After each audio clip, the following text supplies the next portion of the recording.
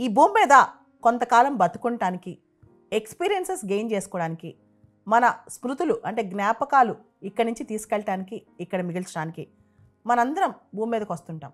అందరికి తెలుసు ఈ ప్రయాణం తాత్కాలికమే. ఈ ప్రయాణంలో మన జీవితంలో మన యుద్ధాలు మనమే చేయాలి.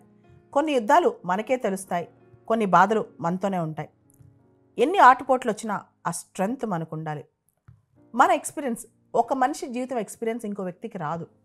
మనం ఫేస్ చేసినవి ఎంత చెప్పినా పక్క వాళ్ళకి అర్థం కాదు. మన బాధలు, మన ఛాలెంజెస్, మన అనుభవాలు, మన మెమొరీసు మనమే. మనమే ఒక విషయంలో ఎంత హర్ట్ అయ్యాం, ఒక విషయంలో ఎంత దూరం వెళ్ళాం, ఎంత లోతుగా వెళ్ళాం, అది మన మనసుకు మాత్రమే తెలుస్తుంది అన్నమాట. సో ఎన్ని సంవత్సరాలైనా, ఎన్ని ఏళ్ళు గడిచినా కొన్నిసార్లు ఆ బాధలు అంటే ఆ వూండ్స్, ఆ పుండు అనేది పోదన్నమాట మన మనసులోంచి. అప్పుడు ఈ జీవితంలో స్వతంత్రంగా, ఎందుకంటే మనం మాత్రమే దాన్ని అప్రిషియేట్ చేయగలం. అంటే దానిలో ఒక ప్రాబ్లం కానీ, ఆ బాధ కానీ మన మనసుకు మాత్రమే తెలుస్తూ ఉంటుంది, తగులుతూ ఉంటుంది. అది మన మనసుని వదిలేసి వెళ్ళిపోదన్నమాట. మనకి అనిపిస్తూ ఉంటుంది, ఇన్ని సంవత్సరాలు గడిచిపోయాయి, ఇన్ని యుగాలు గడిచిపోయాయి, కానీ ఏం జరగలేదు జీవితంలో, అంతే ఆగిపోయింది కదా అన్నీ. కానీ ఒకటి గుర్తుపెట్టుకోండి, ఈ జీవితంలో ఎవరో తోడొస్తారని, లేదా ఎవరైనా మనల్ని ఎంకరేజ్ చేయొచ్చు, ఇన్స్పైర్ చేయొచ్చు, గైడ్ చేయొచ్చు, కానీ మన యుద్ధం మాత్రం మనమే చేయాల్సి వస్తుంది. ఎందుకంటే అది మనకే తెలుసు, దానిలో ఉన్న మెళుకువలేంటో, మనం ఏం అనుభవించామో, దాన్ని ఎలా మనం సాల్వ్ చేసుకోవాలో కేవలం మన మనసుకు మాత్రం తెలుస్తుంది అనమాట. మనం చాలామంది మీద కంప్లైంట్లు ఇస్తూ ఉంటాం, మనకెవరు తోడు రావట్లేదు, మనకెవరు సపోర్ట్ చేయట్లేదు, మన యుద్ధంలో మనతో పాటు ఎవరు పోరాడట్లేదని.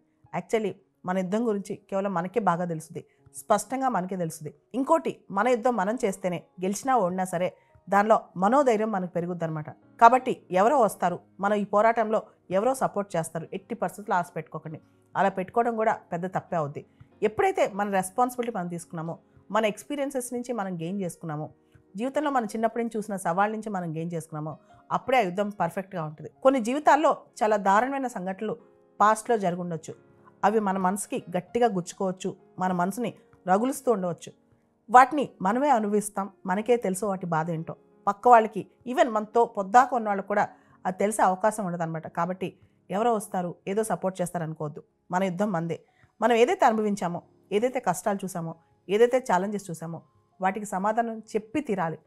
ఈ జీవితం ఎండ్ అయ్యేలోపు మనం ఏదైతే అన్నిటికీ, ఏదైతే మనం అనుభవించామో, మన ప్రమేయం లేకుండా, మన తప్పేం లేకుండా ఏదైతే మనం ఫేస్ చేసామో, అది విధిరాత కావచ్చు, మనుషులు మనపైన ఆడిన గేమ్ కావచ్చు, ఏది జరిగినా సరే మనం దానికి ఖచ్చితంగా ఆన్సర్ చెప్పాలి. ఇంకా పైకి ఎదిగి చూపించాలి.